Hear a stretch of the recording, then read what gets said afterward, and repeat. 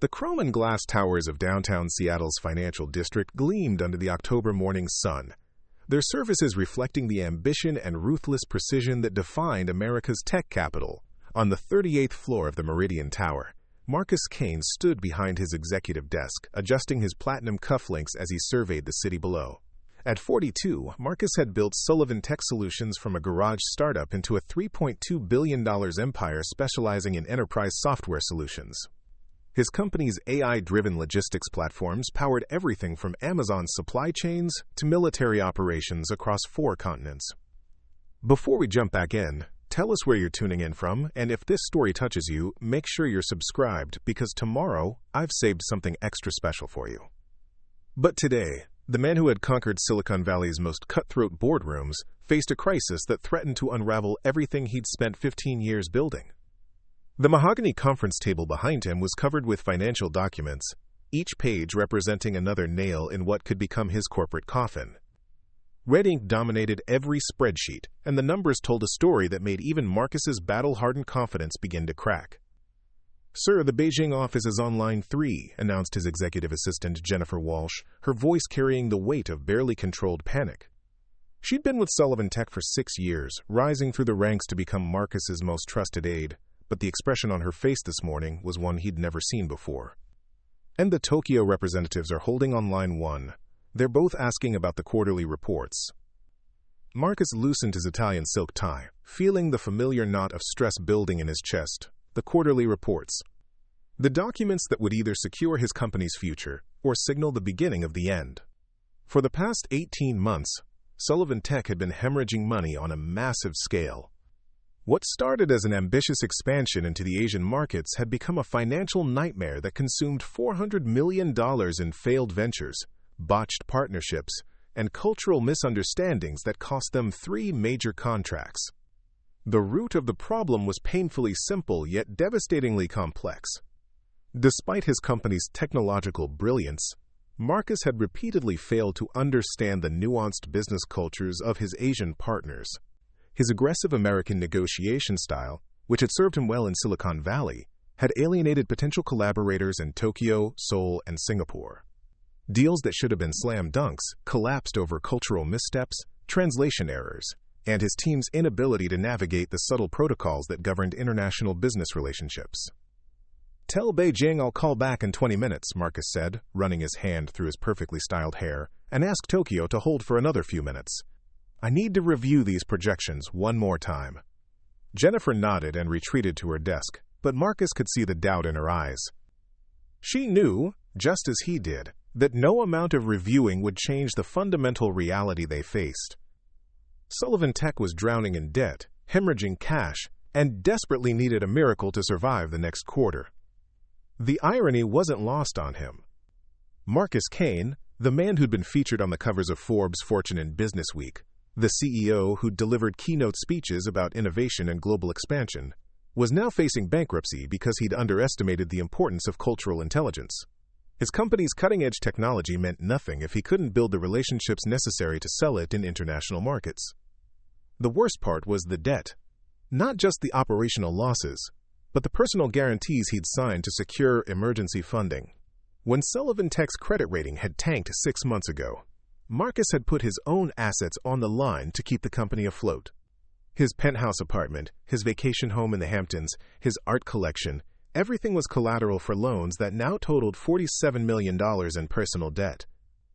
And the clock was ticking. In exactly 72 hours, Marcus had to present a comprehensive recovery plan to the board of directors, a group of investors who'd already lost confidence in his leadership. If he couldn't demonstrate a clear path to profitability, they would vote him out and bring in new management to oversee what would likely become a fire sale of company assets. The morning sun climbed higher, casting long shadows across his office as Marcus reviewed the documents that would determine his fate. The numbers were brutal. Second quarter losses of $78 million. Third quarter projections showing another $65 million in red ink. Cash reserves that would last exactly 93 days at current burn rates. The Asian expansion that was supposed to triple their revenue had instead brought the company to the brink of collapse. His phone buzzed with another urgent message. The law firm handling his personal debt had scheduled a meeting for Thursday morning. The banks were getting nervous, and his creditors were starting to make noises about calling in their loans. If Sullivan Tech went under, Marcus wouldn't just lose his company. He'd lose everything he'd worked his entire adult life to build. The irony cut deeper when he considered how close he'd come to success. Sullivan Tech's logistics platform was genuinely revolutionary, capable of optimizing supply chains in ways that could save major corporations hundreds of millions of dollars. The technology worked flawlessly. The market demand was enormous. But in the global economy, having the best product meant nothing if you couldn't navigate the complex web of international business relationships. His failed expansion into Japan had been particularly devastating. What should have been a $200 million contract with Asahi Manufacturing had collapsed after a series of cultural missteps that began with his very first meeting in Tokyo. Marcus had walked into that boardroom with typical American confidence, ready to dazzle potential partners with PowerPoint presentations and aggressive sales pitches. Instead, he'd managed to offend 3 generations of company leadership within the first 30 minutes. The problem started small. He'd handed out business cards casually, not understanding the ceremonial importance of the exchange. He'd interrupted speakers, misread social cues, and completely missed the subtle ways his Japanese counterparts were expressing concerns about the partnership. By the time he realized his mistakes, the damage was irreversible. The Asahi deal died, taking with it any hope of establishing credibility in the Japanese market. Similar disasters had followed in South Korea and Singapore. Each failure made the next potential partnership more difficult to secure, as news of Sullivan Tech's cultural insensitivity spread through the tight-knit community of Asian business leaders. What had started as an ambitious expansion plan became a cautionary tale about American arrogance in international markets. Now, as Marcus stared at the financial wreckage of his ambitions, he understood with crystal clarity that his company's survival depended on something he'd never prioritized: the ability to build genuine, culturally sensitive relationships with international partners. But with 72 hours left before the board meeting, it seemed impossible that he could acquire the expertise needed to salvage the situation. The morning wore on, each phone call bringing more bad news. Creditors were tightening the screws. Employees were starting to polish their resumes as rumors of the company's financial troubles spread through the office. The tech press was beginning to ask pointed questions about Sullivan Tech's future, and Marcus knew it was only a matter of time before the full extent of their problems became public knowledge. As he sat in his corner office, surrounded by the trappings of success that might soon be stripped away, Marcus felt a crushing sense of isolation. He'd built his career on the belief that intelligence, determination, and American business acumen could overcome any obstacle. But the global marketplace had taught him a humbling lesson about the limits of that philosophy. The numbers on his screen seemed to mock him. 47 million in personal debt, 93 days of cash reserves, 72 hours to convince his board that he deserved another chance. The math was simple, but the solution remained frustratingly elusive. Outside his office, Seattle's financial district hummed with activity. Executives rushed between meetings, deals were negotiated over expensive lunches, and the machinery of capitalism continued its relentless forward motion. But inside the gleaming walls of Sullivan Tech, time was running out for the man who'd once seemed unstoppable.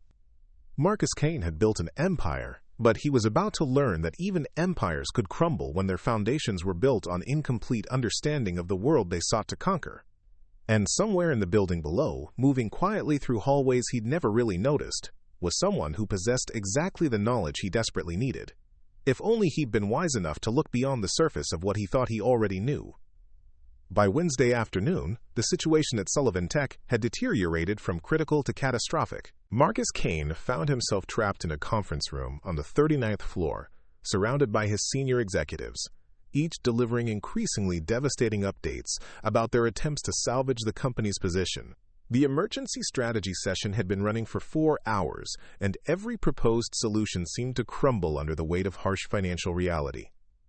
"The sole partnership is officially dead," announced Sarah Mitchell, his chief operating officer, her voice barely concealing her frustration. Sarah had been Marcus's right hand for 3 years, recruited from Microsoft with promises of building something revolutionary. Now she watched helplessly as those dreams disintegrated. "Kim Industries pulled out this morning." Their statement cited, quote, fundamental incompatibilities in business philosophy and communication approaches. Marcus slammed his palm against the polished conference table, sending coffee cups rattling. The sound echoed through the room like a gunshot, causing several executives to flinch. That's the third major Korean firm to walk away in 6 weeks. What exactly are we doing wrong? David Chen, the vice president of international relations, shifted uncomfortably in his chair. Despite his Chinese heritage, David had grown up in California and possessed only basic conversational skills in Mandarin. His attempts to bridge cultural gaps had been well-intentioned but ultimately ineffective. It's complicated, Marcus. These companies operate on relationship-building timelines that span months or even years. Our quarterly pressure to close deals conflicts with their preference for gradual trust development. We don't have months, Marcus snapped, his patience finally fracturing completely. We have exactly 54 hours before the board meeting. I need solutions, not cultural anthropology lectures. The room fell silent. Through the floor-to-ceiling windows, the Seattle skyline stretched toward Elliott Bay, where cargo ships loaded with Asian goods reminded everyone present of the massive economic opportunities they were failing to capture. Sullivan Tech's revolutionary logistics platform could transform those supply chains, but only if they could convince someone to listen long enough to understand the technology's potential. Jennifer Walsh entered the conference room carrying a tablet loaded with more bad news. Her usual professional composure had been replaced by barely controlled anxiety, and Marcus could see exhaustion in her eyes. She'd been working 18-hour days for the past 2 weeks, fielding calls from creditors, investors, and increasingly hostile board members. The situation in Japan has gotten worse, she announced, her voice trembling slightly. Nakamura Corporation just issued a public statement distancing themselves from any future partnerships with American tech companies that demonstrate cultural insensitivity and disrespect for traditional business practices. They specifically mentioned our failed presentation last month. Marcus felt his stomach drop. Nakamura Corporation wasn't just another potential client. They were the gateway to Japan's entire manufacturing sector. Their public rejection would poison Sullivan Tech's reputation throughout the country, making future partnerships virtually impossible. The domino effect would likely spread to other Asian markets, where business leaders maintained close relationships and shared information about potential partners. How specific were they? Marcus asked, though he dreaded the answer. Preparing and narrating this story took us a lot of time, so if you are enjoying it, subscribe to our channel. It means a lot to us. Now back to the story. Jennifer consulted her tablet, her face growing paler as she read. They described our approach as, quote, aggressively dismissive of Japanese cultural values, and cited our failure to demonstrate basic respect for hierarchical communication protocols. The statement was picked up by 3 major Japanese business publications and is trending on social media. The silence that followed was deafening. Everyone in the room understood the implications. Sullivan Tech hadn't just lost a potential client. They'd been publicly branded as culturally incompetent, effectively blacklisting them from one of the world's most lucrative technology markets. Thomas Rodriguez, the chief financial officer, cleared his throat nervously. As the bearer of the company's financial bad news, Thomas had become increasingly uncomfortable in these meetings. His spreadsheets told a story of declining revenue, mounting debt, and rapidly approaching insolvency. "We need to discuss the immediate cash flow situation," he said quietly. "The Korean deal collapse means we're losing the $85 million in projected Q4 revenue that we'd already factored into our survival calculations." Marcus closed his eyes, feeling the weight of absolute failure settling on his shoulders. The Korean deal hadn't just been about money, it had represented hope. Hope that Sullivan Tech could reverse its fortunes. Hope that his expansion strategy could still succeed. Hope that he wouldn't have to face his employees and investors with the news that 15 years of work had been wasted. "What's our runway now?" Marcus asked, though he already suspected the answer would be devastating. Thomas consulted his laptop, his fingers dancing across the keyboard as he ran updated calculations. "With the Korean revenue gone and our current burn rate, we have 67 days of operating capital remaining. That assumes no major unexpected expenses and no further client losses." 67 days, Marcus repeated, the words tasting like ash in his mouth. 2 months to find a miracle, or watch everything he'd built crumble into bankruptcy. The personal guarantees he'd signed would ensure that his own financial destruction followed closely behind the company's collapse. The afternoon sun cast long shadows across the conference table as the team struggled to identify any remaining options. Every potential solution seemed to require resources they didn't have or expertise they'd failed to develop. The international expansion that was supposed to save the company had instead accelerated its demise. "What about the emergency loan from Pinnacle Capital?" asked Sarah, grasping for any remaining lifeline. "Didn't they express interest in bridge financing?" Jennifer shook her head grimly. "They withdrew their offer yesterday morning. Apparently, they conducted their own due diligence on our Asian market prospects and concluded that our reputation damage was too severe to overcome in the short term." Marcus stood up abruptly, pacing to the windows that overlooked the city he'd once felt destined to conquer. Below, traffic moved in orderly streams. People hurried along sidewalks toward their destinations, and life continued its normal rhythm. But inside this conference room, time had effectively stopped. Every minute that passed brought them closer to a board meeting that would likely result in his termination and the company's dissolution. "There has to be something we're missing," he said, his voice carrying a desperation that his executives had never heard before. "Some angles we haven't considered, some contact we haven't exhausted." David Chen leaned forward, his expression thoughtful but troubled. "The fundamental problem isn't really about specific deals or individual relationships. We've developed a systemic reputation for cultural insensitivity throughout the Asian business community. These markets operate on trust networks that span decades. Once you're labeled as disrespectful or incompetent, the information spreads quickly through informal channels." "So what are you saying?" Marcus demanded, spinning around to face his team. "That we should just give up? That 15 years of innovation and technological breakthroughs should be thrown away because we didn't bow deeply enough in some boardroom?" The room fell silent again. Everyone understood Marcus's frustration, but they also recognized the harsh reality of global business. Cultural competency wasn't just a nice-to-have skill. It was essential for survival in international markets. Sullivan Tech's technology was brilliant, but brilliance meant nothing if no one trusted you enough to listen to your pitch. Jennifer's tablet chimed with another urgent message. She glanced at the screen and her face went white. "The board meeting has been moved up," she announced. "They want to meet tomorrow morning at 8 a.m. instead of Friday afternoon." Marcus felt the room spin around him, 24 hours instead of 54. The timeline that had already seemed impossible had just become completely absurd. There was no way to develop a credible recovery plan, secure emergency funding, or repair their damaged reputation in less than a day. "Why the change?" he asked, though he suspected he already knew the answer.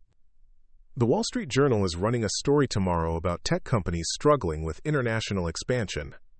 They specifically mentioned Sullivan Tech as a cautionary tale about American firms failing to adapt to Asian business cultures. The board wants to address the situation before the article hits." The death spiral was accelerating. Media coverage would make their problems public knowledge, spooking remaining clients and making new partnerships even more difficult to secure. The board's panic was understandable, but would likely result in hasty decisions that sealed the company's fate. Marcus returned to his chair, feeling older than his 42 years. Around the table, his executive team watched him with a mixture of sympathy and fear. These were talented people who'd believed in his vision, who'd left secure positions at established companies to help build something revolutionary. Now they faced the prospect of unemployment and the professional stigma of association with a high-profile failure. "I want everyone to go home," Marcus said quietly. "Spend the evening with your families. Tomorrow morning I'll present whatever plan I can develop to the board. If they vote me out, at least you'll have some distance from the decision." One by one, his executives filed out of the conference room, leaving Marcus alone with his thoughts and the crushing weight of impending failure. Through the windows, Seattle's skyline began to twinkle with evening lights, a reminder of the vibrant economy that his company had once been positioned to join. Now Sullivan Tech seemed destined to become another cautionary tale about hubris and the dangers of rapid expansion. The numbers haunted him. 67 days of operating capital. 47 million in personal debt. 18 hours until a board meeting that would likely end his career. The mathematics of failure were brutally simple, but finding a solution remained impossibly complex. As darkness settled over the city, Marcus Kane sat alone in his conference room, surrounded by the debris of his shattered ambitions. Somewhere in the building below, the normal rhythms of corporate life continued. Security guards made their rounds, cleaning crews worked through their nightly routines, and the infrastructure of business hummed along invisibly. But for Marcus, time had essentially stopped, leaving him suspended between his past success and an uncertain future that seemed to offer only the prospect of spectacular, public failure. 3 floors below Marcus Kane's executive suite, in the basement levels of Meridian Tower, where most tenants never ventured, Riza Martinez pushed her industrial cleaning cart through the fluorescent-lit corridors that connected the building's service areas. At 58, Riza moved with the efficient rhythm of someone who had perfected her routine through 12 years of night shift cleaning work. Her weathered hands gripped the cart's handle with quiet strength, while her dark eyes observed everything around her with an intelligence that most people never bothered to notice. The basement was a different world from the gleaming executive floors above. Here, the walls were painted industrial beige instead of designer gray. The lighting was purely functional rather than atmospheric, and the air carried the faint scent of cleaning supplies and mechanical systems. This was where the building's invisible infrastructure lived: the maintenance workshops, storage rooms, and employee break areas that kept the corporate machine running smoothly. Riza preferred it down here. The basement felt honest in a way that the upper floors didn't. There were no pretenses, no carefully crafted corporate theater, just the essential work of keeping a building operational. After spending her days surrounded by the genuine problems of leaky pipes, burned-out light fixtures, and temperamental heating systems, she found the manufactured dramas of executive life somewhat amusing. Her shift began each evening at 6 p.m., when most of the building's tenants had gone home to their suburban houses and urban condos. Riza would arrive punctually, change into her uniform in the employee locker room, and begin the methodical process of restoring order to spaces that had been disrupted by the day's activities. It was solitary work that suited her temperament, allowing her to think while she moved through familiar routines. But Riza Martinez carried secrets that would have astonished anyone who bothered to look beyond her custodial uniform. 25 years earlier, she had been Dr. Esperanza Martinez, holder of dual PhDs in International Economics and East Asian Studies from Columbia University. Her doctoral dissertation on post-war Japanese industrial development had been published by Princeton University Press and was still cited in academic journals. She had spoken fluent Japanese, Mandarin, and Korean, traveled extensively throughout Asia as a research fellow, and had been on track for a prestigious career in international academia. Life, however, had other plans. Riza's transformation from Dr. Martinez to cleaning lady Riza hadn't happened overnight. It had been a gradual erosion caused by a series of personal catastrophes that began with her husband Miguel's construction accident. The fall from a Seattle high-rise had left him paralyzed from the waist down, requiring constant care and medical attention that their insurance coverage couldn't fully provide. Miguel's disability payments covered basic expenses, but the specialized equipment, physical therapy, and home modifications necessary for his care created financial pressures that academia's modest salaries couldn't meet. When their youngest daughter Elena was diagnosed with juvenile diabetes at age 7, the family's medical expenses exploded beyond their ability to manage. The costs of insulin, glucose monitors, and emergency room visits for diabetic episodes consumed every dollar Riza could earn from her adjunct teaching positions at 3 different colleges. She worked 18-hour days, rushing between universities to teach undergraduate courses for minimal pay and no benefits. But it wasn't enough to keep pace with their mounting bills. The final blow came when their oldest son Carlos was accepted to MIT but needed financial support that the family couldn't provide. Riza faced an impossible choice: continue pursuing her academic career while watching her family struggle financially, or abandon her dreams to ensure her children's futures. The decision, when it came, wasn't really a decision at all. She took a leave of absence from academia that stretched into months, then years, as financial realities made returning increasingly impossible. Cleaning work had started as a temporary solution. The pay was better than adjunct teaching, the schedule allowed her to care for Miguel during the day, and the physical nature of the job provided a welcome contrast to years of intellectual labor. What she hadn't expected was how invisible the work would make her. In academia, even as an adjunct, she had been Dr. Martinez, someone whose opinions mattered and whose expertise was valued. As a cleaning lady, she became part of the building's infrastructure, noticed only when something went wrong. The invisibility had advantages, though. Over 12 years of cleaning corporate offices, Riza had observed the intimate workings of Seattle's business community. She'd emptied the trash cans where failed deals were discarded, vacuumed the conference rooms where fortunes were made and lost, and dusted the offices where powerful people revealed their vulnerabilities in private phone calls. Her linguistic skills, maintained through online courses and international news consumption, allowed her to understand conversations in multiple languages that executives assumed no one else could follow. Working at Meridian Tower had been particularly educational. The building housed dozens of companies involved in international trade, and Riza had become an inadvertent expert on their various struggles with Asian markets. She'd watched brilliant engineers fail to secure contracts because they couldn't navigate cultural protocols. She'd seen promising startups collapse after offending potential partners through communication mistakes. The patterns were depressingly consistent. Sullivan Tech had been a case study in cultural incompetence from the moment they'd moved into the building 3 years earlier. Riza had cleaned Marcus Kane's office hundreds of times, emptying his trash, organizing his papers, and overhearing his phone calls. She'd watched him prepare for international trips with the same aggressive confidence he brought to domestic negotiations, seemingly oblivious to the cultural landmines he was about to step on. His failures hadn't surprised her. During her academic career, Riza had studied dozens of American companies that had stumbled in Asian markets due to cultural insensitivity. The mistakes were predictable, treating business relationships like financial transactions, prioritizing short-term gains over long-term trust building, and approaching negotiations with adversarial rather than collaborative mindsets. Marcus Kane embodied every error she documented in her research. What did surprise her was how completely Sullivan Tech's leadership had ignored the warning signs. The company's technology was genuinely impressive. Riza had read enough discarded technical documents to understand the platform's revolutionary potential, but innovation meant nothing without the cultural intelligence necessary to market it internationally. She'd watched Marcus sabotage deal after deal through preventable communication failures. Tonight, as Riza moved through her cleaning routine, the building felt different.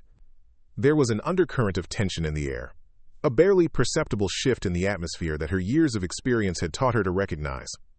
The executive floors buzzed with anxious energy even after hours, as security guards reported unusual activity and maintenance staff mentioned that several office lights had remained on all night.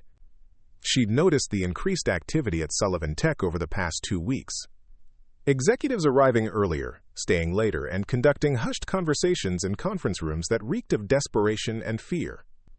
The trash cans in Marcus Kane's office had been filled with crumpled financial reports, their red numbers visible through the thin paper. Even without reading the documents carefully, Riza could see that the company was hemorrhaging money at an unsustainable rate. The irony was almost painful. Here was a company with technology that could revolutionize international logistics, led by a man too arrogant to learn the cultural skills necessary to sell it. Meanwhile, 3 floors below in the building's basement, a cleaning lady possessed exactly the expertise that could save his business, if only he'd been humble enough to look beyond her uniform and accent. Riza's own accent had become thicker over the years, an unconscious defense mechanism that made her even more invisible to the executives whose offices she cleaned. When she spoke English with a heavy Spanish inflection, people made assumptions about her education and capabilities that provided useful camouflage. They felt comfortable ignoring her, talking freely in her presence, and treating her as part of the building's fixtures rather than as a person with thoughts and observations. But late at night, when she was alone with her cleaning cart and her thoughts, Riza sometimes allowed herself to imagine what would happen if these powerful business people knew the truth about her background. She envisioned walking into their conference rooms, not as a cleaning lady but as Dr. Esperanza Martinez, and watching their expressions change as she demonstrated knowledge they desperately needed but had never thought to seek from someone like her. The fantasy was appealing but ultimately pointless. Riza had made her choices based on her family's needs, and she felt no regret about prioritizing her children's welfare over her own career ambitions. Carlos had graduated from MIT and now worked as a software engineer in Silicon Valley.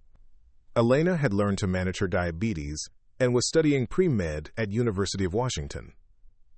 Miguel's condition had stabilized, and their medical expenses had become manageable. The sacrifices had been worth the results. Still, as she pushed her cart through the building's corridors, Riza couldn't help but feel frustrated by the waste she witnessed daily. So much talent, energy and resources squandered by people who couldn't see beyond their own limited perspectives. Companies like Sullivan Tech failed not because their technology was inadequate, but because their leaders lacked the humility to recognize what they didn't know and the wisdom to seek help from unexpected sources. Tonight felt different, though. The tension she'd sensed in the building seemed to be reaching a crescendo, as if some kind of crisis was approaching that would force changes in the comfortable patterns everyone had grown accustomed to. Riza had lived through enough upheavals to recognize the signs of impending transformation, and her instincts told her that Sullivan Tech's struggles were approaching a critical moment. As she completed her evening rounds and prepared to begin cleaning the upper floors, Riza Martinez allowed herself one brief moment of speculation about what would happen if the invisible barriers between her world and Marcus Kane's were suddenly removed. What would he do if he discovered that the woman who emptied his trash cans possessed exactly the knowledge he needed to save his company? Would his desperation overcome his prejudices, or would his arrogance blind him to opportunities that existed right under his nose? Tomorrow, she suspected, those questions might finally receive answers. At 11:47 p.m., the 38th floor of Meridian Tower was supposed to be empty except for the emergency lighting and the soft hum of climate control systems. But as Riza Martinez pushed her cleaning cart out of the service elevator, she immediately noticed that something was wrong. The Sullivan Tech offices blazed with activity, conference rooms filled with people who should have gone home hours ago, and the air thick with the kind of desperate energy she'd learned to associate with corporate crises. Riza paused at the elevator bank, adjusting her grip on the cart's handle while she observed the unusual scene. In her 12 years of night shift work, she developed an instinct for reading the emotional temperature of office spaces. Tonight, Sullivan Tech felt like a hospital emergency room, people moving with urgent purpose, hushed conversations carrying undertones of panic, and an overall atmosphere of barely controlled chaos. Through the glass walls of the main conference room, she could see Marcus Kane gesturing animatedly at a whiteboard, covered with financial projections and strategic diagrams. His tie was loosened, his usually perfect hair disheveled, and his shirt sleeves rolled up in a way that suggested he'd been working without breaks for hours.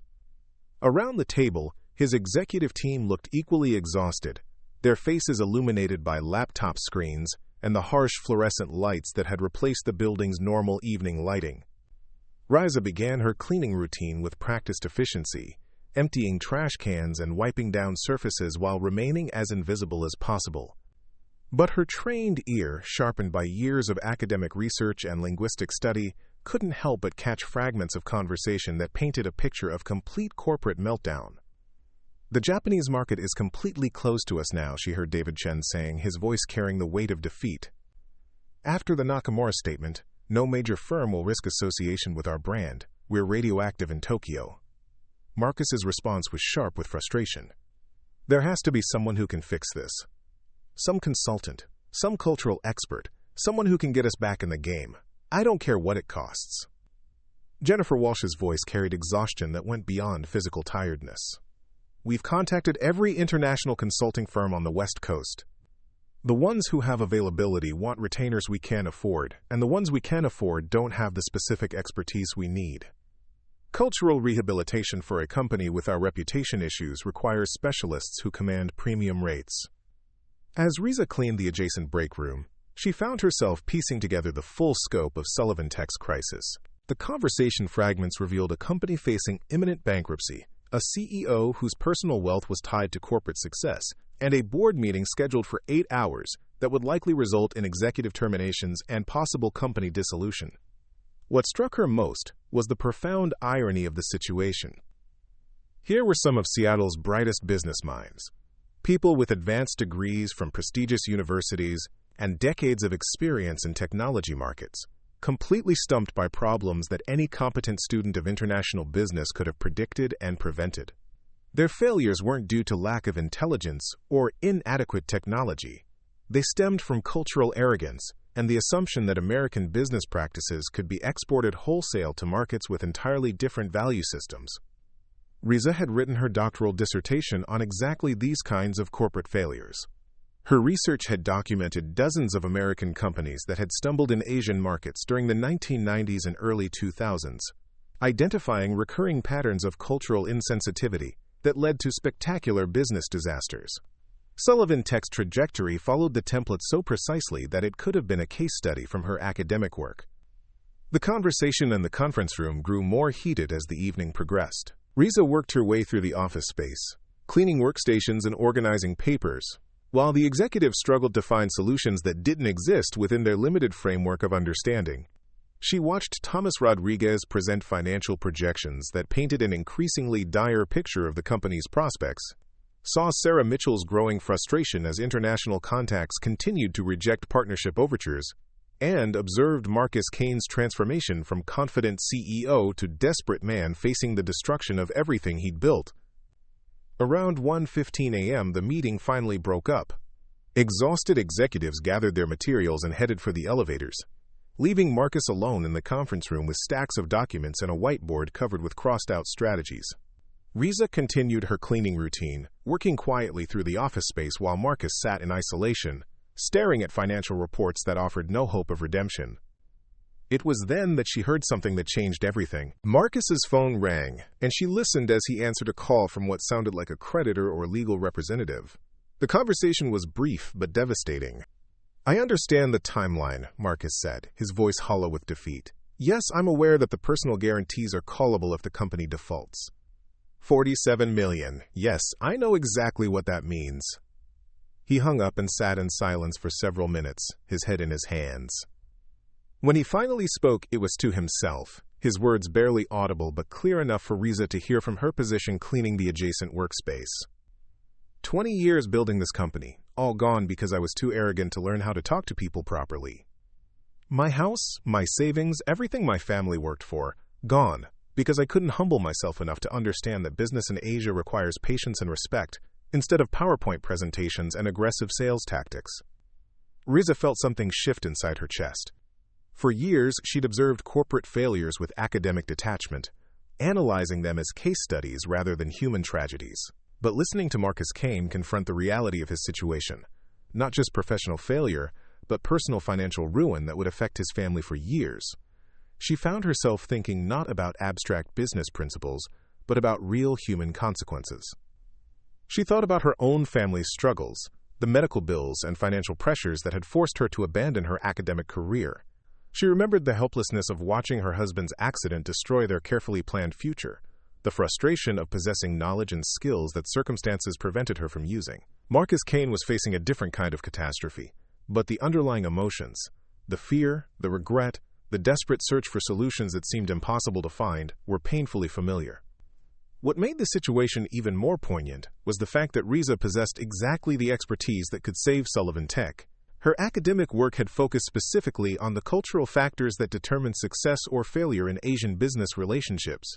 She understood the historical context that shaped Japanese corporate culture, the relationship-building processes that Korean companies valued, and the communication styles that Chinese partners expected. More importantly, she understood how American companies could adapt their approaches to build genuine trust with Asian counterparts. But the gulf between her current position and Marcus Kane's world seemed unbridgeable. She was a cleaning lady with a heavy accent who emptied his trash cans. He was a billionaire CEO who commanded international attention and shaped industry trends. The idea that he would listen to business advice from someone like her seemed absurd, even to Riza herself. Yet as she watched him struggle with problems she could solve, the absurdity began to feel less important than the human cost of inaction. Sullivan Tech's failure would affect thousands of employees who had trusted Marcus's vision. The company's innovative technology would likely be sold off to competitors, potentially stifling advances that could benefit global commerce. And Marcus himself would face personal bankruptcy that would destroy not just his wealth but his family's security. Riza finished cleaning the office space and began organizing the conference room, working around Marcus as he continued to review documents that offered no realistic path forward. She moved quietly, efficiently, maintaining the invisible presence that had served her well for 12 years. But inside, she was wrestling with a decision that could change everything. The smart choice was obvious: finish her cleaning routine, go home to her family, and let Marcus Kane solve his own problems. She had worked hard to build a stable life after her academic career ended. Her cleaning job provided steady income, health insurance, and the flexibility to care for Miguel while their children pursued their own dreams. Getting involved in corporate drama could only complicate her carefully balanced existence. But as she watched Marcus's shoulders shake with exhaustion and defeat, Riza found herself thinking about the research that had once defined her professional identity. She had spent years studying the human cost of cultural misunderstanding, documenting how arrogance and ignorance created unnecessary suffering in an interconnected world. Sullivan Tech represented everything she had written about, a perfect example of how American business culture's greatest strengths could become fatal weaknesses in international contexts. The conference room's whiteboard was covered with strategies that revealed the fundamental problem. Every proposed solution focused on finding external experts, hiring consultants, or acquiring cultural intelligence from outside sources. None of the executives had considered that the knowledge they needed might already exist within their own building, possessed by someone they had trained themselves not to see. As Riza cleaned around Marcus's workspace, she noticed documents scattered across the table that detailed Sullivan Tech's specific failures in Asian markets. The patterns were exactly what her academic research had predicted. Rushed negotiations that ignored relationship-building protocols, aggressive sales presentations that violated cultural norms around consensus building, and communication styles that prioritized efficiency over respect. Every mistake was textbook, every failure preventable with proper cultural preparation. The irony was overwhelming. Marcus Kane sat surrounded by evidence of problems that Dr. Esperanza Martinez had spent her career studying, while Riza Martinez invisibly cleaned around him, her expertise hidden behind assumptions about class, education, and the relative value of different kinds of work. The solution to his crisis was literally within arm's reach, but social barriers made it invisible to everyone involved. At 2:30 a.m., Marcus finally gathered his papers and prepared to leave the office. As he walked past Riza's cleaning station, he paused for a moment, seeming to notice her presence for the first time that evening. Their eyes met briefly, and she saw in his expression the kind of desperate exhaustion that comes with facing impossible odds.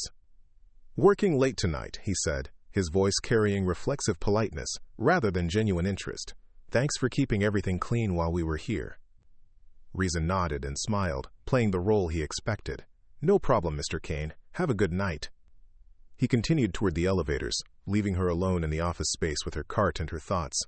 As she listened to the elevator doors close and watched the floor numbers decrease on the digital display, Riza Martinez faced the most important decision of her adult life.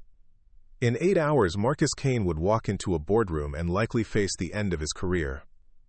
Tomorrow night, Sullivan Tech's offices might be dark, its employees scattered, and its revolutionary technology sold to the highest bidder. The knowledge that could prevent this disaster existed in her mind, accumulated through years of academic research and refined through observation of corporate cultures. The question was whether she had the courage to bridge the gap between invisibility and intervention, between the safety of her current life and the uncertain consequences of revealing who she really was. As she pushed her cart toward the elevator, Riza knew that the next few hours would determine not just Sullivan Tech's fate, but her own relationship with the expertise she had carried in silence for 12 long years. The Sullivan Tech offices at 6:45 a.m. buzzed with the frantic energy of people preparing for what they believed would be their final corporate battle. Marcus Kane stood at his office window, watching Seattle's morning traffic begin its familiar crawl through downtown streets, while his reflection in the glass showed a man who had aged years in the span of weeks. Behind him, Jennifer Walsh coordinated with board members who would arrive within the hour to decide his fate and the company's future. Riza Martinez had returned to the building at 5:30 a.m., 3 hours before her usual shift, carrying with her a decision that had crystallized during a sleepless night spent weighing risks against moral obligations. She had changed into her cleaning uniform in the basement locker room, but beneath the familiar navy blue shirt and practical pants, she wore something different. A confidence born from 25 years of accumulated expertise and the knowledge that she possessed exactly what Sullivan Tech needed to survive. The elevator ride to the 38th floor felt longer than usual, each passing floor marking her transition from invisible custodial worker to someone willing to challenge the assumptions that had kept her hidden for over a decade. When the doors opened, Riza stepped into a corporate environment transformed by crisis. Executives moved with the urgent efficiency of people facing an impossible deadline, phones rang constantly with last-minute attempts to find salvation, and the air itself seemed charged with the electricity of impending change. Marcus was rehearsing his presentation to the board when Riza approached his office door. Through the glass, she could see him gesturing at charts and graphs that documented Sullivan Tech's failures in brutal detail. His movements carried the mechanical precision of someone who had accepted defeat but was determined to face it with dignity. Jennifer sat at her desk outside his office, fielding calls from board members and trying to manage logistics for what everyone expected would be a corporate funeral. Riza knocked softly on the doorframe, causing both Marcus and Jennifer to look up with expressions of mild irritation. In their current state of crisis, any interruption felt like an unnecessary distraction from more pressing concerns. "Excuse me," Riza said, her voice carrying the heavy accent that had made her invisible for so many years. "I am sorry to bother you, but I think maybe I can help with your problem." Marcus's eyebrows raised in confused surprise. He glanced at Jennifer, who shrugged with equal bewilderment. The idea that their cleaning lady might have something useful to contribute to their corporate crisis seemed so unlikely that neither of them knew how to respond. "I'm sorry, what?" Marcus said, his tone mixing politeness with barely concealed impatience. "Riza, right? I appreciate the thought, but we're dealing with some pretty complex international business issues here." Riza stepped into the office, her posture straightening in a way that subtly altered her entire presence. "Yes, I understand. You have problems with Japanese and Korean business partners because your company does not understand how to build trust in Asian markets. Your technology is very good, but your cultural approach is making people not want to work with you." The directness of her statement caught Marcus off guard. He stared at her for several seconds, trying to process how the building's cleaning lady had managed to summarize his company's central crisis with such precision. Jennifer moved closer, her expression shifting from confusion to curiosity. "How do you know about our business problems?" Marcus asked, his voice taking on a sharper edge. The question carried undertones of suspicion, as if he suspected Riza of some kind of corporate espionage. "I clean your offices every night for 3 years," Riza replied simply. "I see the papers in your trash. I hear the phone calls you make when you think nobody is listening. You talk about Asian markets like they are the same as American markets, but they are very different. The way you negotiate, the way you present your ideas, the way you treat relationships, everything is wrong with Asian business culture." Quote. Marcus felt his face flush with irritation. The stress of the impending board meeting, combined with months of failure and financial pressure, had stretched his patience to the breaking point. The last thing he needed was a lecture about cultural sensitivity from someone whose job was to empty his wastebaskets. "Look, Riza," he said, his voice dropping to a tone that Jennifer recognized as dangerous, "I appreciate your observations. But I didn't build a $3 billion company by not understanding how business works. Maybe things are different where you come from, but this is the American business we're talking about here." The condescension in his voice was unmistakable, and Jennifer winced at the implications. But Riza didn't retreat. Instead, she met his gaze directly, her own expression remaining calm despite the obvious insult. "You are right," she said, her accent seeming to thicken as she spoke. "You built a very successful American business, but now you need to build a successful Asian business, and that requires different skills. Skills that maybe you do not have, but I do." Marcus let out a short, disbelieving laugh that contained more frustration than humor. "Skills? What kind of skills could you possibly have that would help with international corporate negotiations?" "I have a PhD in international economics from Columbia University," Riza said quietly, "and PhD in East Asian studies. I speak fluent Japanese, Korean, and Mandarin. I spent 15 years researching exactly the kind of problems your company is having." The silence that followed was so complete that the building's air circulation system seemed unnaturally loud.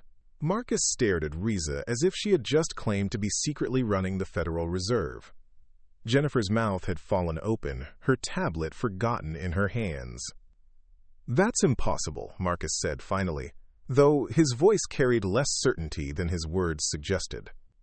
Riza reached into her uniform pocket and pulled out a worn but still valid faculty identification card from Columbia University.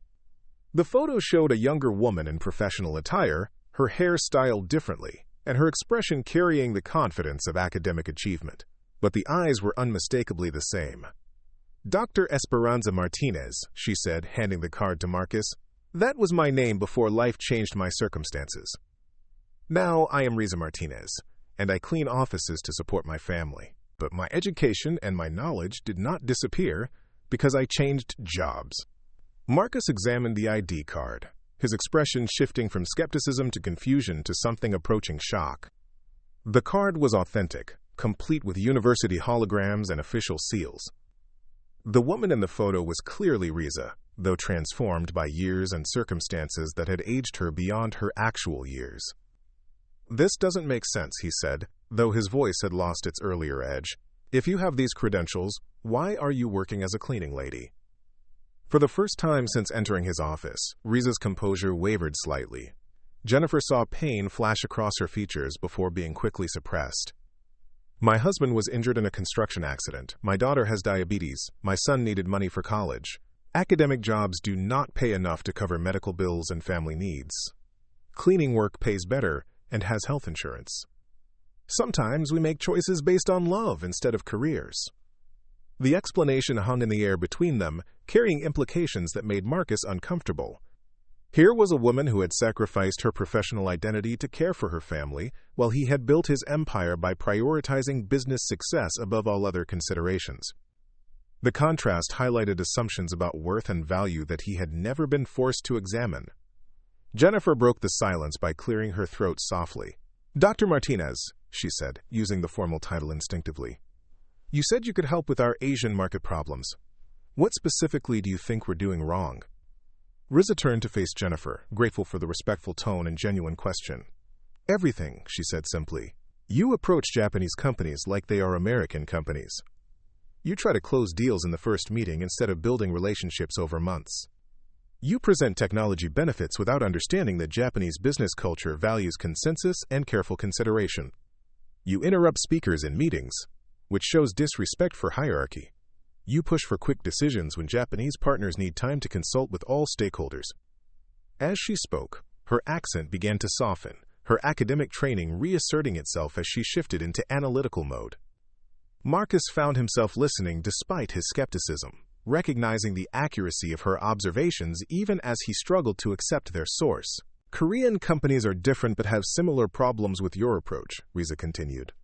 "They value long-term relationships and social harmony. Your aggressive sales style makes them uncomfortable because it prioritizes individual achievement over group success. Chinese partners want to understand your company's values and commitment to mutual benefit, but your presentations focus only on profit maximization." "How do you know all this?" Marcus demanded, though his tone had shifted from dismissive to genuinely curious. "Because I studied these cultures for 15 years before I started cleaning buildings," Riza replied. "I write papers about American companies failing in Asian markets. I interview executives who make exactly the same mistakes you are making. Your company is like a textbook example of cultural insensitivity leading to business failure." Marcus felt a strange combination of offense and fascination. The idea that his business failures could be reduced to academic case studies was insulting, but Riza's analysis was more accurate than anything his expensive consultants had provided. She understood not just what Sullivan Tech was doing wrong, but why those approaches failed in specific cultural contexts. "Even if everything you're saying is true," Marcus said slowly, "the board meeting starts in 45 minutes. It's too late to fix years of cultural mistakes." Riza smiled for the first time since entering his office, and the expression transformed her face completely. "It is never too late if you understand what really matters. Your board wants to know that you can save the company.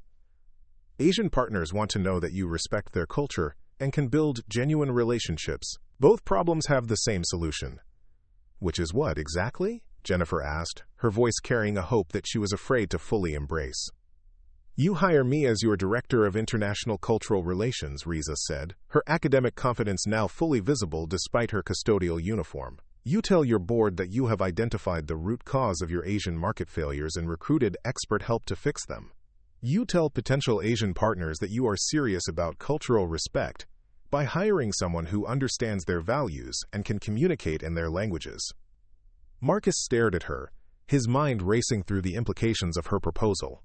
The idea was audacious, risky, and completely outside conventional corporate thinking. It would mean admitting that his cleaning lady possessed expertise that his highly credentialed executives lacked.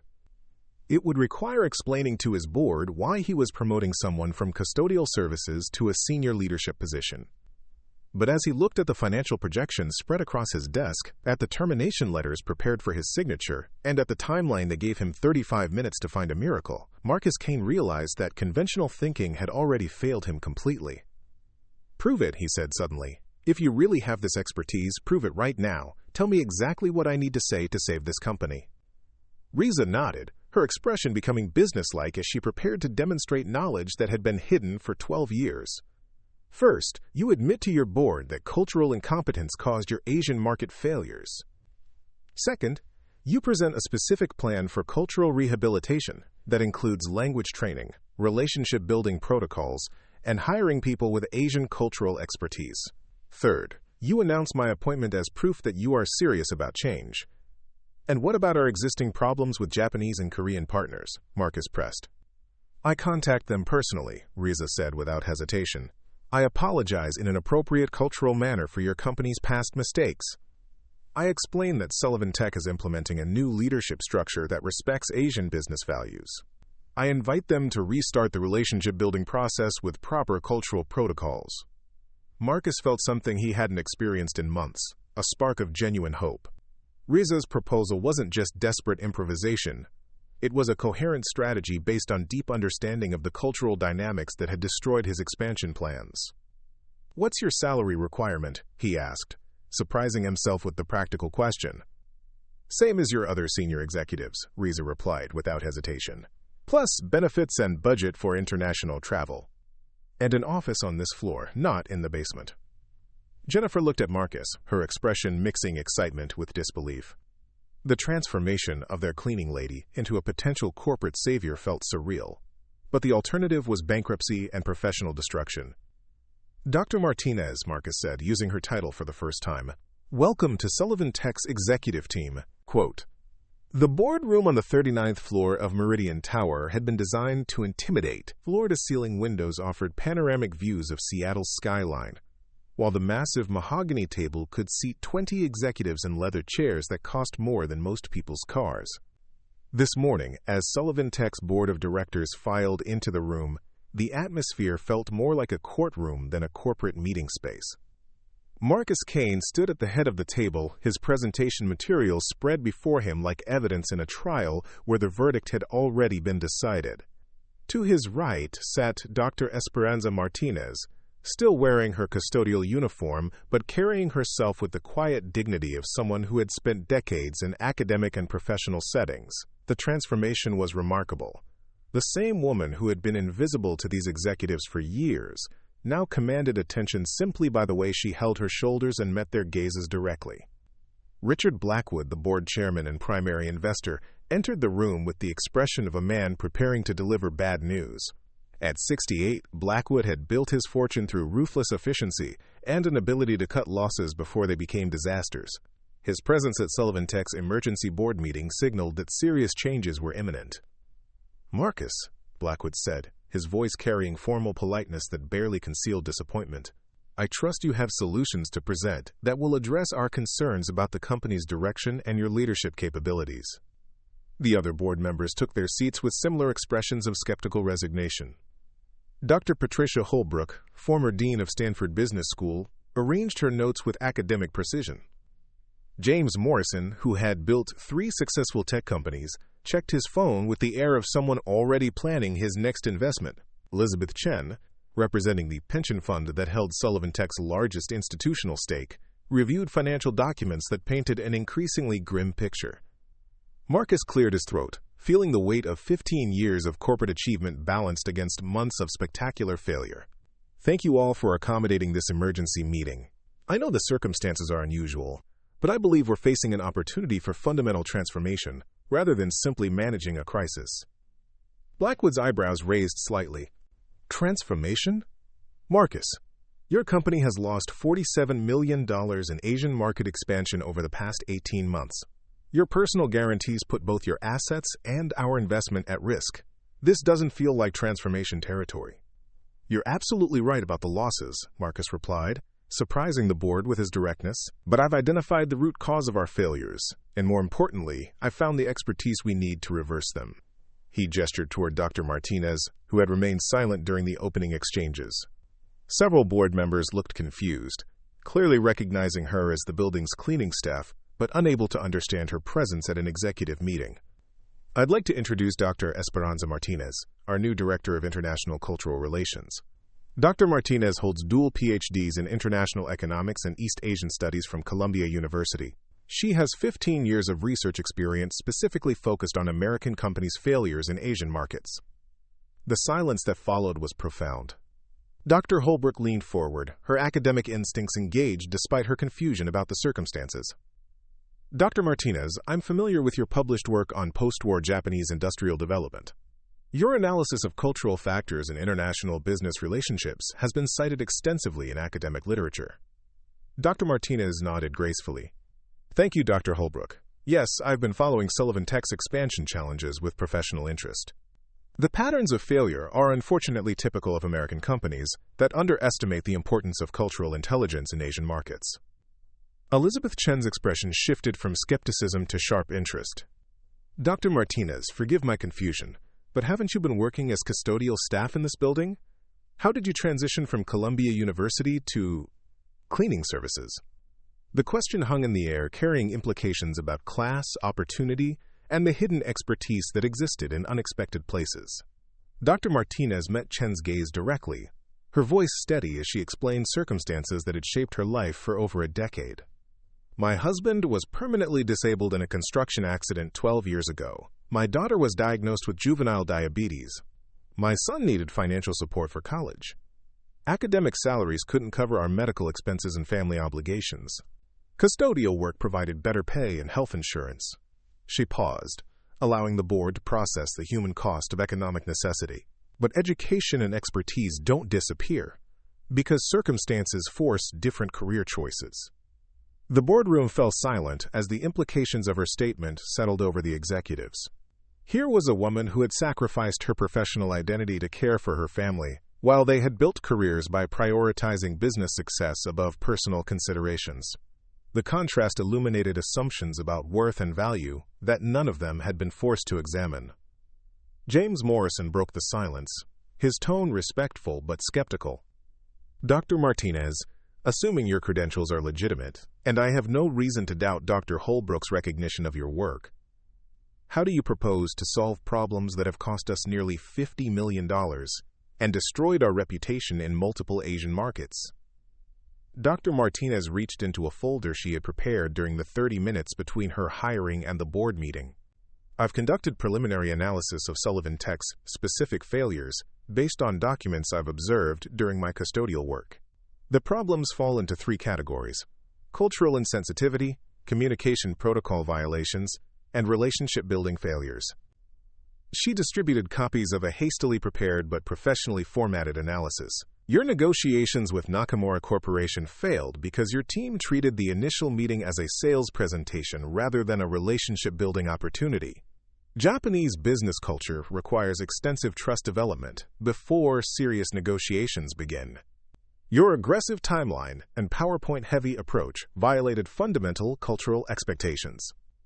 Blackwood examined the document, his expression shifting from skepticism to genuine interest. This is a remarkably detailed analysis. How did you acquire such specific knowledge of our failed negotiations? I cleaned the conference rooms where these meetings occurred, Dr. Martinez replied simply. I empty the trash cans where discarded strategies are thrown away. I organize the materials left behind after failed presentations.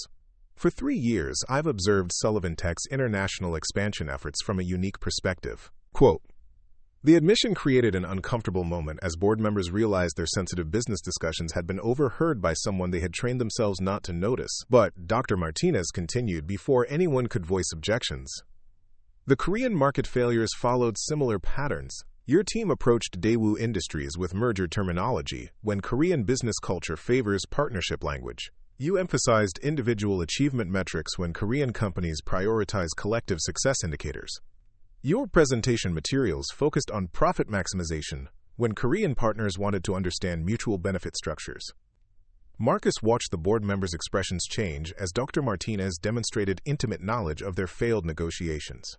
Her analysis was more accurate and insightful than anything their expensive consulting firms had provided. Chinese market opportunities remain viable, Dr. Martinez continued, but require completely different approaches. Chinese business culture emphasizes long-term relationship development and social harmony. Your current sales materials emphasize disruption and market domination, which triggers concerns about Western imperialism and cultural insensitivity. Dr. Holbrook leaned forward, her academic excitement overriding her initial skepticism. Dr. Martinez, your analysis suggests systemic cultural incompetence rather than isolated business failures. Do you believe these problems can be remediated? Absolutely, Dr. Martinez replied with confidence that surprised even Marcus. But remediation requires fundamental changes in approach, not superficial adjustments to existing strategies. Sullivan Tech needs cultural transformation, not cultural consulting. Elizabeth Chen consulted her financial projections. Dr. Martinez, our Asian market losses have created severe cash flow problems. Even if your cultural analysis is correct, we may not have sufficient time or resources to implement the changes you're describing. Dr. Martinez smiled, and her expression carried a confidence that made everyone in the room pay closer attention. That's where my unique position becomes advantageous. I've maintained professional relationships throughout the Asian business community during my academic career. Many of my former colleagues now hold senior positions in exactly the companies Sullivan Tech needs to partner with. Quote, she pulled out her phone and showed them a contact list that made Marcus's jaw drop. Names of executives at Nakamura Corporation, Samsung, Huawei, and dozens of other major Asian firms appeared on her screen. Dr. Yamamoto at Nakamura Corporation was my research partner during my fellowship at Tokyo University. Kim Sung-ho at Daewoo Industries cited my work in his doctoral dissertation on Korean industrial development. Li Wei at Haier Group invited me to guest lecture at Beijing University 3 times before my family circumstances changed. The transformation in the boardroom was palpable. Dr. Martinez wasn't just proposing cultural sensitivity training. She was offering direct access to the decision-makers who controlled Sullivan Tech's target markets. Relationships that had seemed permanently damaged might be salvageable through personal connections that transcended corporate failures. James Morrison leaned back in his chair, his expression shifting from skepticism to excitement. Dr. Martinez, are you suggesting that these contacts would be willing to reconsider partnerships with Sullivan Tech based on your personal relationships? I'm suggesting that cultural rehabilitation requires authentic commitment to change, demonstrated through meaningful actions rather than superficial gestures. Hiring me as Director of International Cultural Relations signals genuine recognition of past mistakes and serious investment in cultural competence. Richard Blackwood had been silent during much of the presentation, but now he leaned forward with the intensity that had made him one of Seattle's most successful investors. Dr. Martinez, what specific timeline are you proposing for this cultural rehabilitation process? Immediate implementation, she replied without hesitation. I can contact my colleagues in Tokyo, Seoul, and Beijing today. Personal relationships allow for faster trust rebuilding than corporate channels. Within 2 weeks, I can arrange preliminary meetings with companies that have refused to consider Sullivan Tech partnerships. The board members exchanged glances that mixed excitement with disbelief. The idea that their cleaning lady possessed the international relationships necessary to save their company felt surreal. But the evidence was mounting that Dr. Martinez represented exactly the kind of miracle they had stopped believing was possible. Marcus found his voice, addressing the board with more confidence than he had felt in months. The financial projections Dr. Martinez presented show potential revenue recovery that could exceed our original Asian expansion targets. Her cultural approach addresses not just immediate partnership opportunities, but long-term sustainability in international markets. Dr. Holbrook consulted her notes, her academic training engaged by the intellectual challenge of the situation. Dr. Martinez, assuming the board approves your appointment, what would be your first priority in implementing this cultural transformation? Formal apology letters to companies we've offended, written in culturally appropriate language and delivered through personal relationships rather than corporate channels. These apologies must acknowledge specific mistakes and demonstrate genuine understanding of cultural violations. Then we rebuild relationships gradually, with patience and respect for each company's decision-making processes. Elizabeth Chen was running calculations on her tablet, her expression growing more optimistic as she reviewed potential outcomes. If Dr. Martinez can restore even half of our lost partnership opportunities, the revenue impact would be sufficient to resolve our immediate cash flow problems and restore investor confidence. The discussion continued for another hour, with board members asking increasingly detailed questions about Dr. Martinez's proposed strategies. Her responses demonstrated not just theoretical knowledge but practical understanding of how international business relationships actually functioned at the highest levels. When the formal vote was called, the decision was unanimous. Dr. Esperanza Martinez was confirmed as Director of International Cultural Relations with a salary package that reflected her true value rather than her previous position. The board also approved emergency funding for her immediate travel to Asia and authorization to begin direct outreach to former business partners. As the meeting concluded, board members approached Dr. Martinez individually, expressing amazement at the transformation they had witnessed. Dr. Holbrook arranged for her business school to provide additional resources for Sullivan Tech's cultural training programs. James Morrison offered connections to other companies that might benefit from similar cultural expertise. But perhaps the most significant moment came when Marcus Kane stood before his newly hired executive, extending his hand in a gesture that acknowledged far more than a simple business relationship. "Dr. Martinez," he said, his voice carrying genuine humility for the first time in years, "I owe you an apology that goes far beyond business considerations. For 3 years I walked past your expertise every day, too arrogant to recognize the knowledge and wisdom that existed right in front of me." Dr. Martinez shook his hand, her grip firm and confident. "Mr. Kane, recognition and respect are more valuable than apologies. The opportunity to use my expertise to help thousands of employees keep their jobs and advance international understanding is reward enough." As the board members filed out of the room, their conversations buzzing with excitement about Sullivan Tech's unexpected transformation, Marcus remained behind with his newest executive. Through the floor-to-ceiling windows, Seattle's skyline stretched toward the Pacific, where cargo ships carried goods between the continents that Dr. Martinez would soon help connect through cultural understanding rather than corporate aggression. "What's our first step?" Marcus asked, his tone carrying the deference of a student addressing a respected teacher. Dr. Martinez smiled, her transformation from invisible cleaning lady to corporate executive now complete. "We call Tokyo," she said. "Dr. Yamamoto will be surprised to hear from me after all these years, but I think he'll be very interested in learning about Sullivan Tech's commitment to cultural change." As she reached for her phone to begin rebuilding relationships that could save the company, Dr. Martinez reflected on the extraordinary journey that had brought her from Columbia University's lecture halls to Meridian Tower's custodial closets, and finally, to its executive boardroom.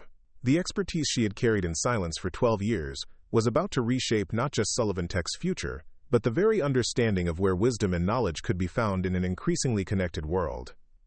The afternoon sun streamed through the boardroom windows as Dr. Martinez began making the calls that would determine whether Sullivan Tech's near-death experience would become a story of redemption or a cautionary tale about the cost of cultural arrogance. But for the first time in months, Marcus Kane felt genuine optimism about his company's prospects, knowing that he had finally found the expertise that had been hiding in plain sight all along. 6 months after Dr. Esperanza Martinez's transformation from custodial worker to Director of International Cultural Relations, the 41st floor of Meridian Tower hummed with an energy that felt fundamentally different from the desperate panic that had once characterized Sullivan Tech's operations. Where crisis meetings had dominated conference rooms, strategic planning sessions now unfolded with the methodical precision of a company that had learned to balance ambition with cultural wisdom. Dr. Martinez stood at the window of her corner office, a space that had been specially constructed to accommodate her unique role in the company's transformation. The office itself told a story of recognition and respect, mahogany furnishings that matched those in Marcus Kane's executive suite, built-in shelves displaying her academic publications alongside current business strategy materials, and a conference table designed for the small group meetings that had become her signature approach to international relationship building. On her desk, 3 phones connected her to different time zones across Asia, where her former academic colleagues had become crucial business partners in Sullivan Tech's remarkable recovery. The morning's schedule included a video conference with Dr. Yamamoto in Tokyo, who had not only restored Nakamura Corporation's partnership with Sullivan Tech, but had recommended the American company to 6 other major Japanese firms. The afternoon would bring strategy sessions with teams preparing for expansion into Vietnamese and Thai markets, following cultural protocols that Dr. Martinez had developed based on 2 decades of regional expertise. The numbers spoke for themselves, though they hardly captured the full scope of the transformation that had occurred. Sullivan Tech's revenue had increased by 340% in 6 months, driven primarily by Asian partnerships that now generated $180 million in quarterly income. The company's debt had been eliminated entirely, with Marcus Kane's personal guarantees released as the firm's financial stability returned. More than 800 new jobs had been created, from software engineers to cultural liaisons, as Sullivan Tech evolved from a struggling American company into a truly global enterprise. But perhaps most significantly, Sullivan Tech had become a case study in cultural transformation that was being studied by business schools across 3 continents. Harvard Business School had sent a team to document the company's recovery, while the University of Tokyo had invited Marcus Kane to deliver a keynote address on cultural humility in global business. The story of how a cleaning lady's hidden expertise had saved a billion-dollar corporation had captured international attention, spawning articles in Forbes, Harvard Business Review, and the Financial Times. Dr. Martinez's own journey had attracted equal attention from academic and business communities. Columbia University had invited her to return as a visiting professor, teaching a new course on applied cultural intelligence in international business. The World Economic Forum had extended speaking invitations for their next 3 annual meetings. Publishers competed for the rights to her forthcoming book on cultural transformation in corporate environments. Yet for all the external recognition, the most profound changes had occurred within Sullivan Tech itself, where Dr. Martinez had implemented cultural awareness programs that transformed how the company approached every aspect of international business. New employee orientation now included mandatory cultural intelligence training. Executive compensation was tied to cultural competency metrics, alongside traditional financial targets. The company's office spaces had been redesigned to accommodate diverse cultural preferences, from quiet meditation areas preferred by Buddhist employees to collaborative spaces that honored African Ubuntu philosophy. Marcus Kane's own transformation had been perhaps the most dramatic of all.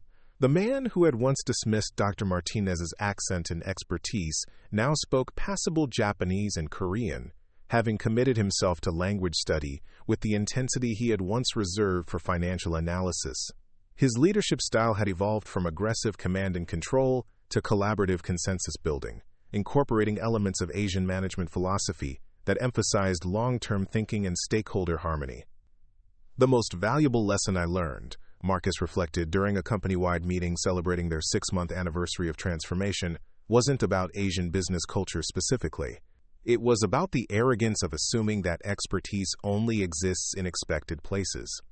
Dr. Martinez possessed exactly the knowledge we needed to save this company, but my prejudices about education, class, and accent made her invisible to me for 3 years.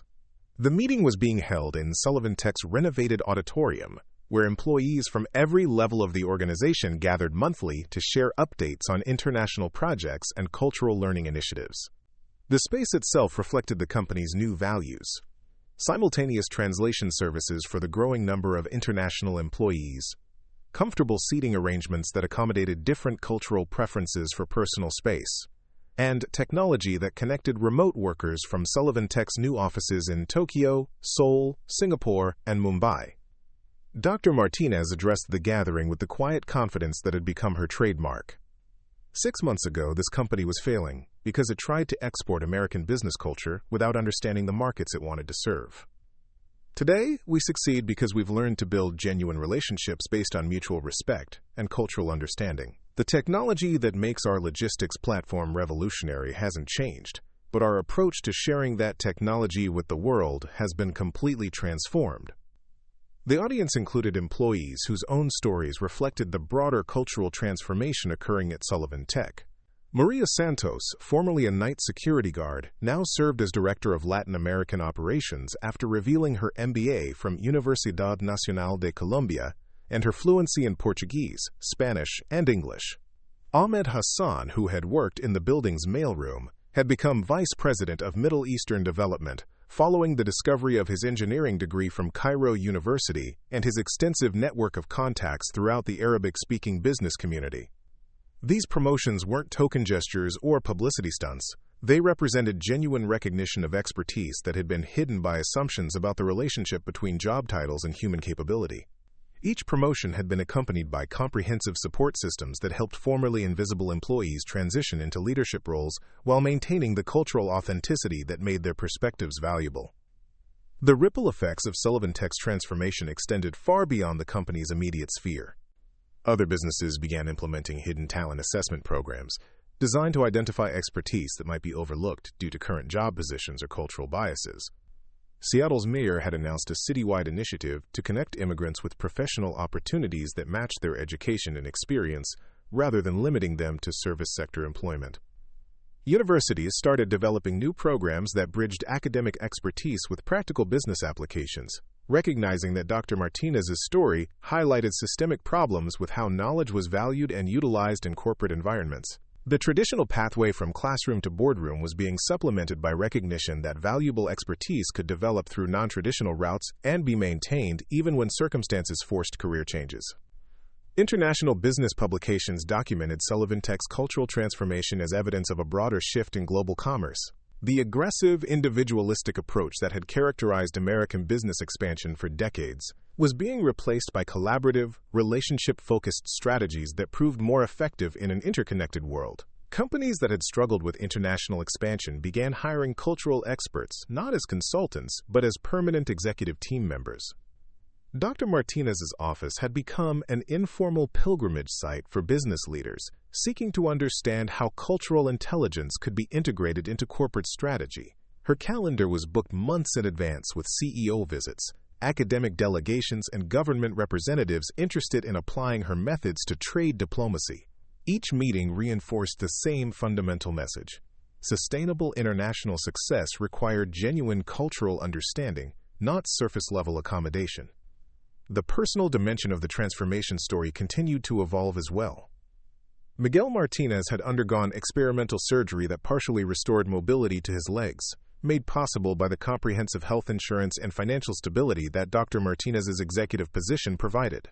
Their daughter, Elena, had graduated pre-med with honors and been accepted to Harvard Medical School, where she planned to research diabetes treatment in underserved communities. Carlos, their eldest son, had left his Silicon Valley job to join Sullivan Tech as Director of Technology Innovation, bringing his expertise back to the company that had transformed his mother's life. These family developments illustrated how individual recognition could create generational change, as opportunities for one person rippled outward to benefit entire communities. Martinez's story had inspired other families to pursue education and professional development despite economic obstacles, knowing that expertise and knowledge retained their value even when circumstances temporarily prevented their full utilization. The broader social implications of Sullivan Tech's transformation attracted attention from sociologists and economists studying inequality in social mobility. Martinez's journey from professor to cleaning lady to corporate executive highlighted both the barriers that prevented people from using their full capabilities and the tremendous potential that existed when those barriers were removed. Her story became a case study in resilience, family sacrifice, and the hidden costs of economic necessity. Media coverage of the transformation had been extensive but also complicated. Some outlets focused on the inspiring narrative of hidden talent being recognized and rewarded. Others emphasized the systemic problems that had allowed Dr. Martinez's expertise to be wasted for over a decade. The most thoughtful analyses examined both dimensions, using Sullivan Tech's story to explore broader questions about how societies could better identify and utilize human potential. Dr. Martinez herself remained focused on the practical applications of cultural intelligence rather than the celebrity status that had unexpectedly accompanied her corporate success.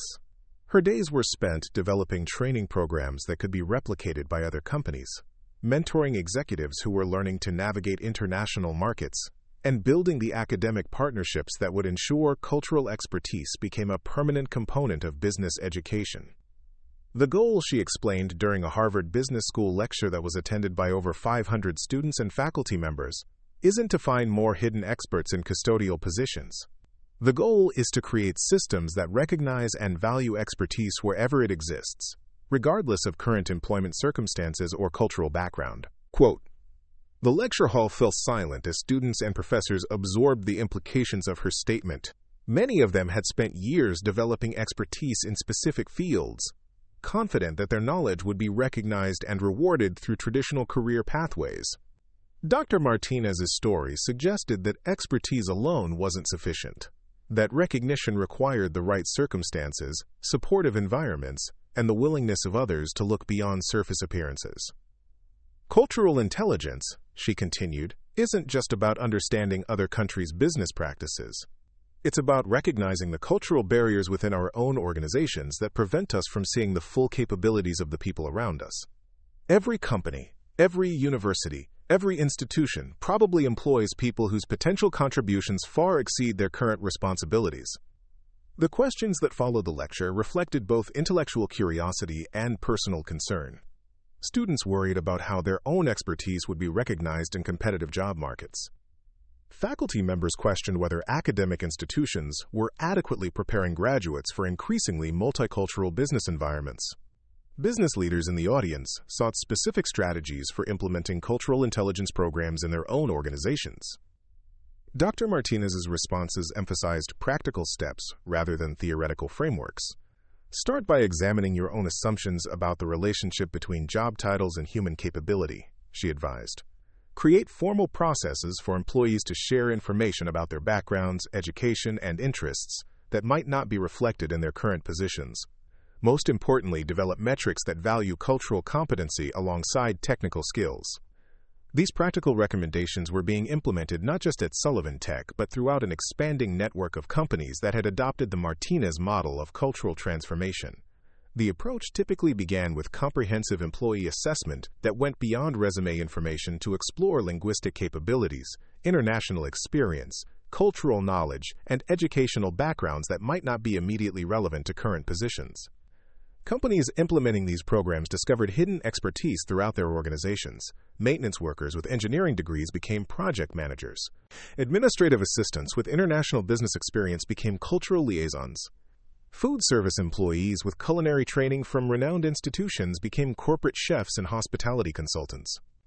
Each discovery reinforced the central insight that had driven Sullivan Tech's transformation. Human potential existed everywhere, but recognition required intentional effort to look beyond conventional indicators of capability and worth. The technological component of Sullivan Tech's success continued to evolve alongside its cultural transformation. The company's logistics platform had been enhanced with cultural customization features that accommodated different business practices across various international markets. Japanese clients could access interfaces that emphasized consensus-building tools, while Korean partners received features that supported collaborative decision-making processes. Chinese customers could utilize relationship management components that tracked long-term partnership development, rather than focusing solely on immediate transaction efficiency. These technological adaptations, guided by Dr. Martinez's cultural expertise, had given Sullivan Tech significant competitive advantages in international markets. Competitors struggled to replicate not just the technical innovations, but the cultural intelligence that made those innovations accessible to diverse global clients. The company's success had attracted acquisition offers from major technology corporations, but Marcus Kane and the board of directors had unanimously rejected these proposals. Sullivan Tech's value wasn't just financial. It represented a new model for how American companies could succeed internationally through cultural collaboration rather than cultural dominance. "We're not just building a successful business," Marcus explained during a Forbes interview that would become one of the most read articles of the year. "We're demonstrating that sustainable international success requires genuine cultural understanding and respect. That's not something you can acquire through a corporate purchase. It has to be developed through authentic commitment to learning and change." The interview took place in Dr. Martinez's office, where her presence alongside Marcus Kane visually reinforced the company's transformation. The dynamic between them reflected mutual respect rather than traditional corporate hierarchy, with Marcus frequently deferring to Dr. Martinez's expertise on cultural matters, while she acknowledged his continued leadership in business strategy and operations. Their collaboration had become a model for how executives could work together across different types of expertise, challenging traditional assumptions about who possessed the most valuable knowledge in corporate settings. Dr. Martinez's cultural intelligence and international relationships complemented Marcus's business acumen and technological vision, creating a leadership partnership that was more effective than either could have achieved individually.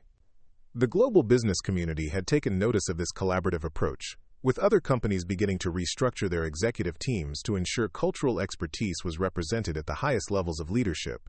Business schools started developing dual-degree programs that combine traditional MBA curricula with intensive cultural studies, recognizing that future business leaders would need both skill sets to succeed in an increasingly interconnected world.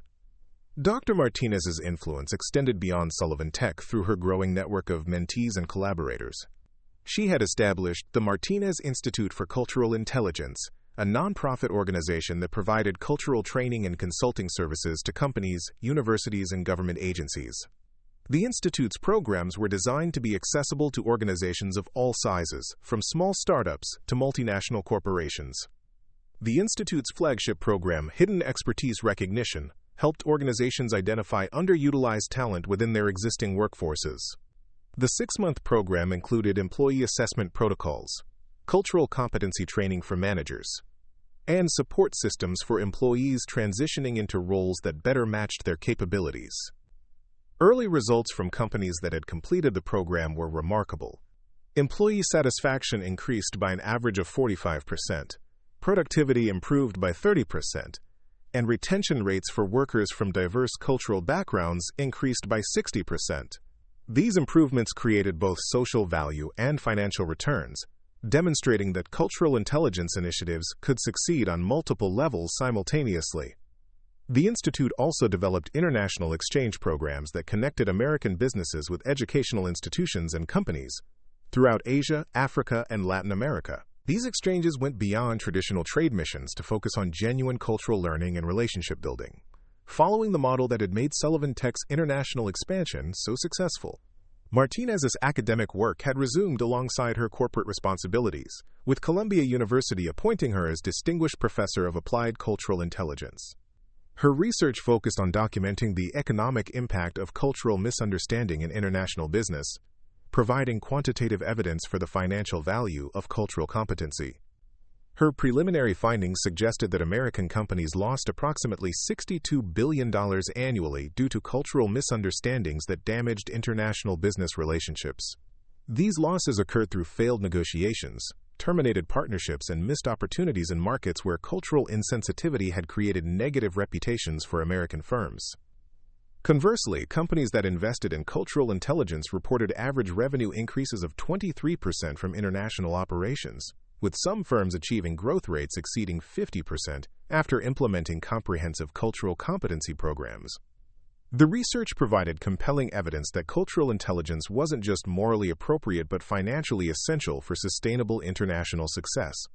These academic findings attracted attention from government agencies interested in improving America's international trade relationships. The State Department invited Dr. Martinez to advise on cultural components of trade diplomacy, while the Commerce Department incorporated her research into guidelines for companies seeking to expand into international markets. The policy implications of her work extended beyond business to encompass broader questions about immigration, education, and economic development. If hidden expertise existed throughout American society, as Sullivan Tech's experience suggested, then public policies needed to be designed to better identify and utilize human potential, regardless of current employment status or cultural background. Educational institutions began reassessing their own assumptions about student potential and achievement. Martinez's story highlighted how economic circumstances could force talented individuals away from academic pursuits, suggesting that universities needed to develop more flexible pathways for non-traditional students to access and complete advanced degrees. Community colleges started offering cultural expertise programs that helped immigrants and first-generation Americans translate their international knowledge into credentials that employers would recognize and value. These programs addressed the common problem of highly educated immigrants working in positions that didn't utilize their expertise due to credential recognition barriers or cultural biases. The personal transformation that Dr. Martinez had undergone also inspired individual stories of recognition and advancement throughout the country. Media outlets began featuring regular segments about hidden experts, people whose current jobs didn't reflect their full capabilities, but who found opportunities to use their knowledge in more meaningful ways. These stories created a cultural shift in how Americans thought about work, expertise, and human potential. The traditional assumption that job titles accurately reflected individual capabilities was being challenged by growing recognition that economic necessity, cultural barriers, and systemic biases often prevented people from working in positions that matched their knowledge and skills. Martinez's own reflection on her journey emphasized both the personal satisfaction of recognition and the broader social importance of creating systems that could identify and utilize human potential more effectively. "My story isn't really about one person overcoming obstacles," she explained during a TED Talk that received over 2 million views. "It's about what becomes possible when we look beyond surface appearances to recognize the expertise and wisdom that exist all around us." The TED Talk took place exactly 1 year after Sullivan Tech's transformation began, providing an opportunity to reflect on both personal and societal changes that had occurred. Dr. Martinez stood on stage wearing the same professional attire she had worn during her academic career, her confidence and expertise now fully visible to an international audience of business leaders, educators, and policymakers. 12 months ago, I was invisible to the people whose problems I could solve," she told the audience. "Today, those same problems are being addressed not just at Sullivan Tech, but throughout an expanding network of organizations that have learned to value cultural intelligence and recognize hidden expertise." The audience response was immediate and sustained, with attendees rising to their feet in recognition of both Dr. Martinez's personal journey and the broader implications of her message. The applause continued for nearly 5 minutes, reflecting not just appreciation for her achievements, but acknowledgement of the systemic changes her story had inspired. As the applause finally subsided, Dr. Martinez delivered the closing message that would become the defining statement of her public advocacy. "The question isn't whether hidden expertise exists in your organization, your community, or your country. The question is whether you have the wisdom and courage to look for it. Because in a world that faces complex challenges requiring diverse perspectives and cultural understanding, we can't afford to waste human potential simply because it doesn't appear in the places where we traditionally expect to find it." The TED Talk's conclusion marked not an ending but a beginning of expanding efforts to implement cultural intelligence and hidden expertise recognition throughout American society and international business communities. Martinez's story had demonstrated that individual transformation could catalyze broader systemic change, creating ripple effects that extended far beyond the original crisis that had brought her expertise to light. 6 months after the TED Talk, Sullivan Tech announced its most ambitious initiative yet, a $50 million investment in the Martinez Institute's expansion into Europe, Asia, and Africa.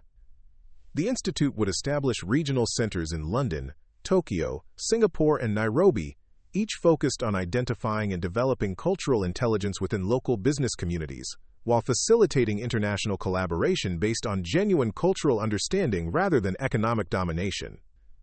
Dr. Martinez's vision had evolved from saving a single company to transforming how human potential was recognized and utilized on a global scale. Her journey from professor to cleaning lady to corporate executive had become a symbol of resilience, but more importantly, it had become a template for creating more inclusive and effective approaches to international business and human development. As she stood in her corner office overlooking Seattle's skyline, Dr. Martinez reflected on the extraordinary path that had brought her from Columbia University's lecture halls to Meridian Tower's custodial closets, and finally to a position where her expertise could create positive change for thousands of people around the world. The view from her window now included not just Seattle's downtown core, but the broader horizon of possibilities that opened when societies learned to recognize and value the full spectrum of human knowledge and capability. The story that began with a desperate CEO mocking a cleaning lady's accent had evolved into a global movement challenging assumptions about expertise, worth, and human potential. And at its center remained Dr. Esperanza Martinez, living proof that the most powerful transformations often began with the simple recognition that wisdom and knowledge existed everywhere, waiting for someone courageous enough to look beyond surface appearances and humble enough to learn from unexpected teachers. Up next, you've got 2 more standout stories right on your screen. If this one hits the mark, you won't want to pass these up. Just click and check them out. And don't forget to subscribe and turn on the notification bell so you don't miss any upload from us.